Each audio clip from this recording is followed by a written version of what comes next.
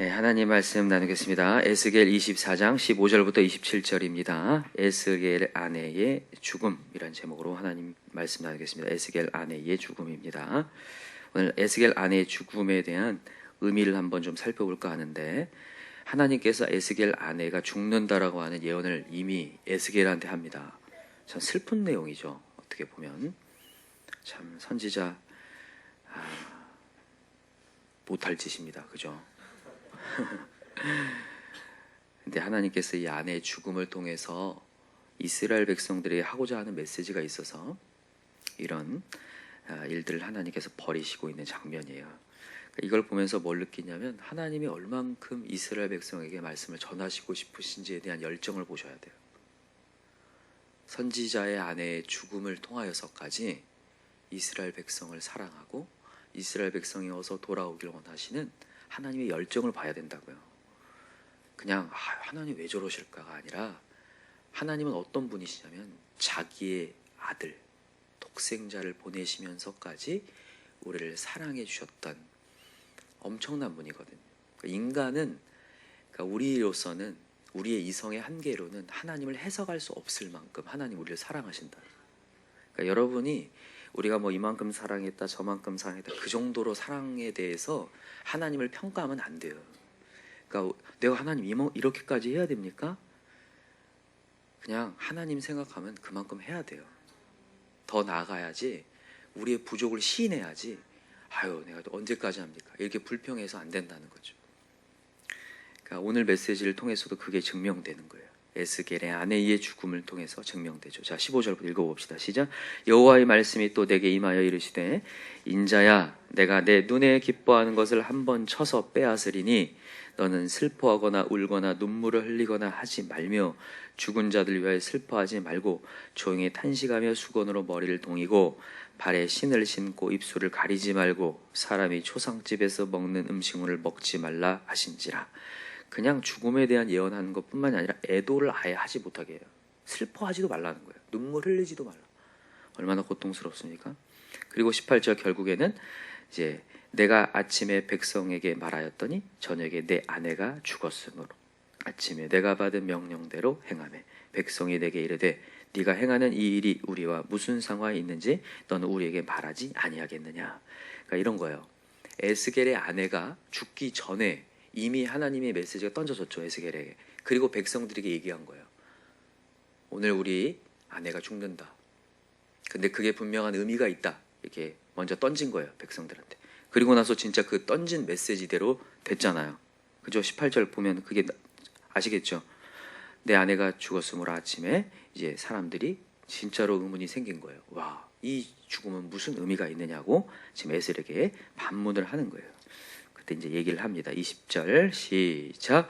내가 그들에게 대답하기를 여호와의 말씀이 내게 임하여 이르시되 넌 이스라엘 족속에 이르기를 주 여호와의 말씀에 내 성소는 너희 세력의 영광이요 너희 눈의 기쁨이요 너희 마음의 아낌이 되거니와 내가 더럽힐 것이며 너희의 버려둔 자녀를 칼에 엎드려지게 할지라. 너희가 에스겔이 행한 바와 같이 행하여 입술을 가리지 아니하며 사람의 음식물을 먹지 아니하며 수건으로 머리를 동인 채 발에 신을 신은 채로 슬퍼하지도 아니하며 울지도 아니하되 죄악 중에 패망하여 피차 바라보고 탄식하리라. 아내의 죽음은, 그 아내는 누구를 상징하는 거였냐면 성소를 상징하는 거였어요. 예루살렘 성의 성전을 상징하는 거. 너희들이 기뻐하는 성전. 여러분, 이스라엘 백성들은 성전을 정말 끔찍히 생각했거든요. 성전, 특별히 그 성전 안에 있는 뭘까요? 법궤를 정말 끔찍하게 생각했어요.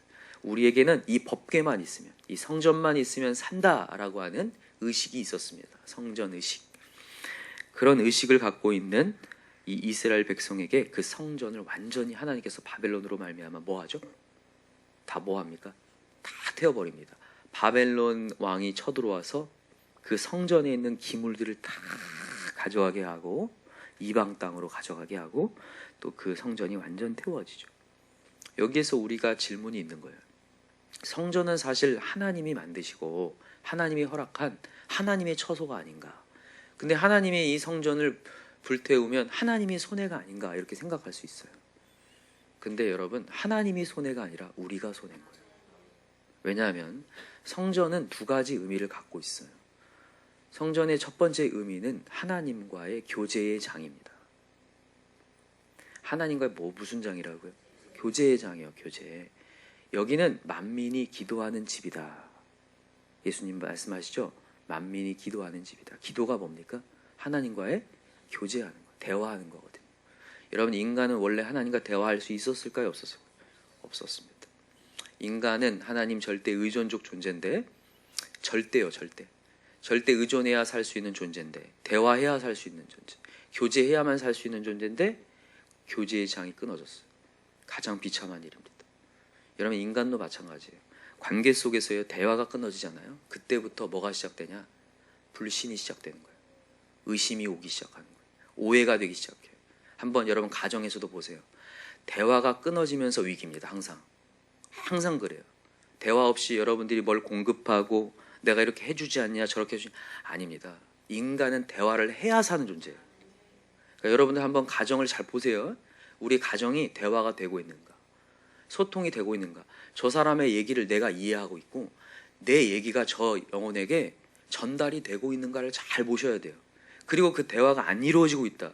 그러면 정말 그것을 위해서 기도하시고 어떻게 하면 대화의 물꼬를 트고 열 수 있을까를 고민하셔야 돼요.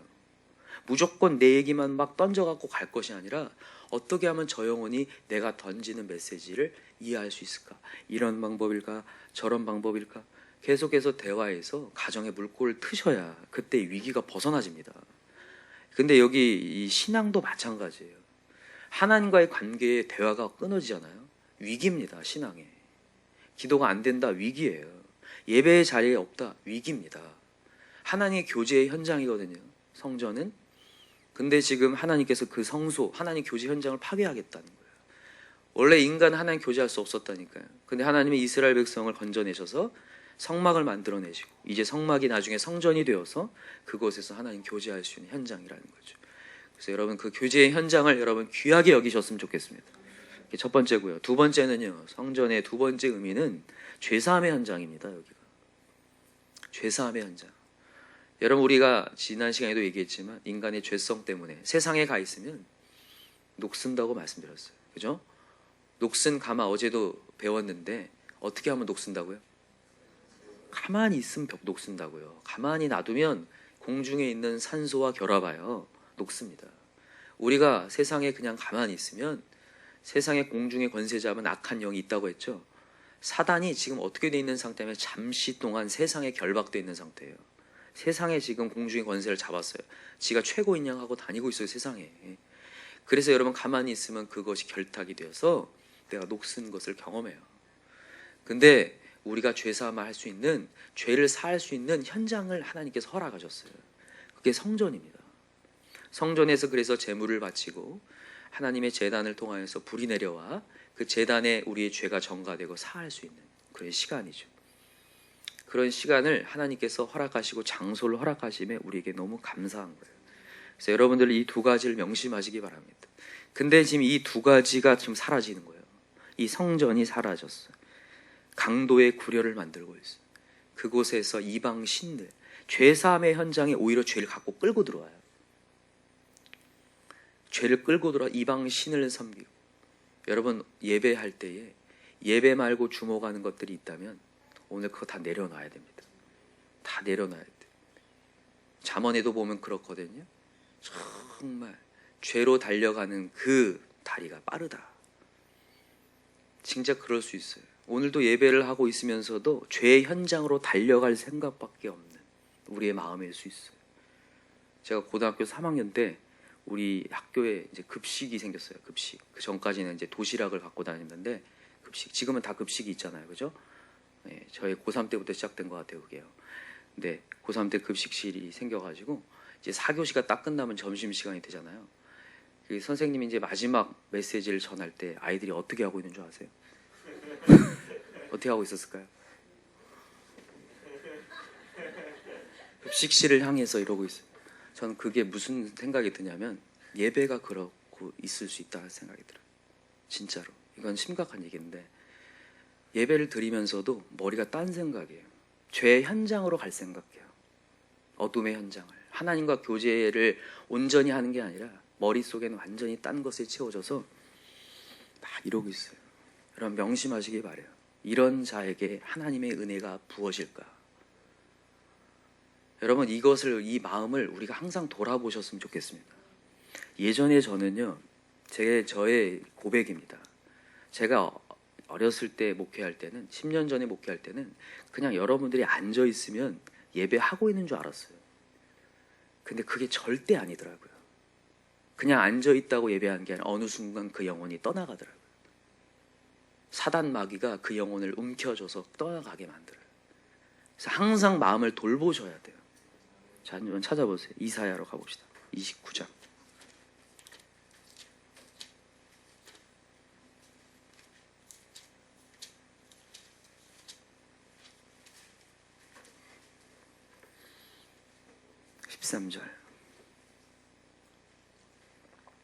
이사야 29장 13절. 같이 읽어봅시다. 이사야 29장 13절 시작. 주께서 이르시되 이 백성이 입으로 나를 가까이하며 입술로는 나를 공경하나 그들의 마음은 내게서 멀리 떠났나니 그들이 나를 경외함은 사람의 계명으로 가르침을 받았을 뿐이라. 인간 앞에서만 하는 거예요. 인간 앞에서 내가 이렇게 눈도장 찢는 거죠. 거기에는 하나님이 없어요. 인간이 안 보는 자리에서는 어둠을 향하여 뛰어가고 있는 내 모습이 있는 거죠. 이 예배가 과연 하나님이 원하신 예배일까? 아니요. 하나님은 그런 예배 받지 않는다는 거예요. 그래서 14절 그러므로 내가 이 백성 중에 기이한 일 곧 기이하고 가장 기이한 일을 다시 행하리니 그들 중에 지혜자의 지혜가 없어지고 명철자의 총명이 가려지리라. 지혜자의 지혜를 뭘 얘기하는 말씀을 얘기하는 거예요. 하나님 말씀이 더 이상 들려올 수 없게 막아버리겠다. 교제의 현장을 막아버리겠다. 하나님이 더 이상 그 인생을 인도하지 않겠다. 가장 비참한 일이거든요. 하나님이 인도하지 않으면 인간은 죽음입니다. 오직 한 길, 예수의 길이거든요. 구원의 길은 하나님만 인도할 수 있어요. 말씀이 뭐 들려도 되고 안 들려도 된다고? 웃기는 소리예요. 말씀이 있잖아요. 안 들리면요 구원이 없다라는 얘기예요. 여러분 한번 보세요. 여러분의 인생이 말씀이 안 들리는데 예배 자리 있다. 구원 받는다고요? 웃기는 소리예요. 절대 안 됩니다.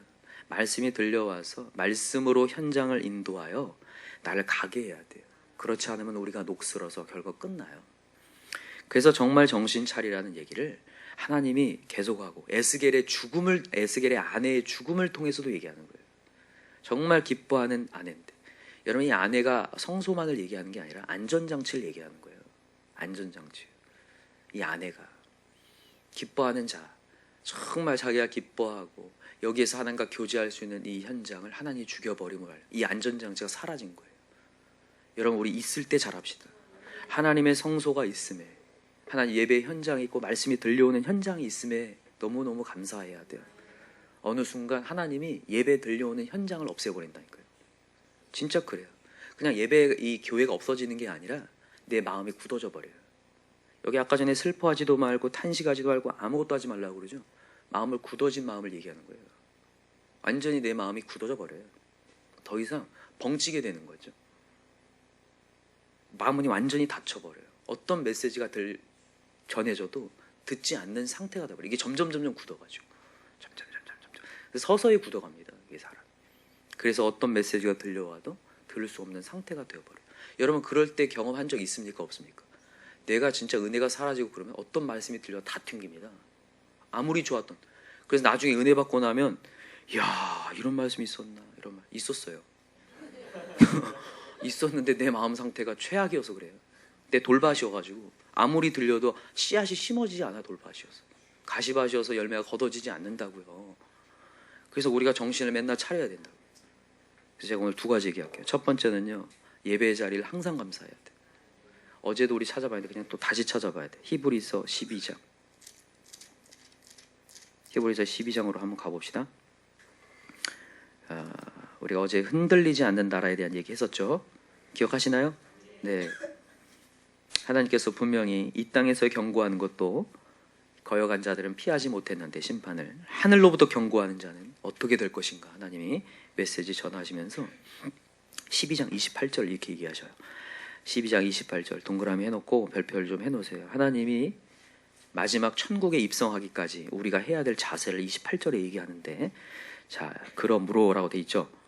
자, 시작. 그러므로 우리가 흔들리지 않는 나를 받았은즉 은혜를 받자. 이로 말미암아 경건함과 두려움과 하나님을 기쁘시게 섬기. 아멘. 어떻게 섬길지니?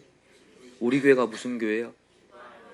여러분, 정말 이 기뻐하는 게 다른 걸로 기뻐하라는 말 아닙니다. 하나님을 기뻐하고 예배를 기뻐하고 말씀을 기뻐하라는 얘기예요. 너가 흔들리지 않는 나를 받았은즉 은혜를 감사히 받자. 이거 여기 여러분 좋은 성경이면 그게 은혜를 받자를 좀 해석해 놨는데 밑에 감사라고 돼 있나요? 예, 감사히 받자. 그리고 기쁘게 섬길지. 여러분 예배의 자리를 더 감사할 수 있도록 하나님 저에게 감사가 회복되게 도와주십시오. 오늘 기도하셔야 됩니다. 정말 하나님 앞에 더 외쳐서 하나님 내가 오늘 순간부터 이 예배의 자리가 그냥 예배였습니다. 그냥 몸만 와 있는 예배였는데 이제 기쁘게 섬기게 도와줘요. 두렵고 떨림으로 그 하나님을 섬기게 도와주옵소서. 감사의 예배가 회복되길 기도합니다. 두 번째는 뭐냐면 마음을 회복하셔야 돼요. 마음을. 여러분 이제 하나님께서 예수 그리스도를 내 안에 집어넣어 주심으로 내가 뭐가 됐습니까? 내가 성전이에요. 그죠? 내가 성전입니다. 그러니까 내 안에 성전임을 여러분 마음 가운데 품으시고 내 마음 가운데에 감정을요, 안 좋은 감정들을요 계속해서 결탁하게 가시면 안 돼요. 안 좋은 감정이 올라올 때 그걸 어떻게 해서라도 유산시켜야 돼요. 성령의 열매를 거두라고 했거든요. 근데 사단은 계속해서 우리 죄성을 건드립니다. 그러니까 항상 두 마음이에요. 육체의 소욕과 성령의 소욕이 싸움으로 말미암아 아무 일도 하지 못하게 만든다. 여러분 아무 일도 하지 못하게 만든다가 무슨 말이에요? 열매를 거두지 못하게 만든다는 거예요. 한 가지 마음만 품어야 되거든요. 근데 이게 한 마음이 딱 올라와요. 그러면 이것도 못하고 저것도 못하게 만들어버려요. 그 현장에 갔는데 두 가지 이 감정이 교차하면서 아무것도 못하게 돼요. 영혼을 구할 수도 없으며 내 영혼도 추스릴 수 없게 돼버린다고요. 그래서 여러분 이 감정을 조절을 잘 하셔야 되는데 감정 조절 잘 하려면 항상 성령에 붙들림 받아야 돼요. 기도를 정말 충분히 하셔야 됩니다. 성령이 나를 완전히 지배하시도록. 성령의 간구와 기도와 충만한 상태가 없는 상태에서 나가잖아요. 반드시 내 마음에게 지게 돼 있어요. 내 죄성에 지게 돼 있어요. 경험하시나요? 정말입니다. 근데 여러분 성령님은 계십니다. 여러분들이 그 성령님을 사용할 수 있도록 성령님의 힘을 여러분들이 경험한 사람들은 기도를 하게 돼요. 충분히 하게 돼요. 하나님 내 죄성을 내가 이길 수 없습니다. 의지력은 안 됩니다. 하나님 성령 채워주십시오.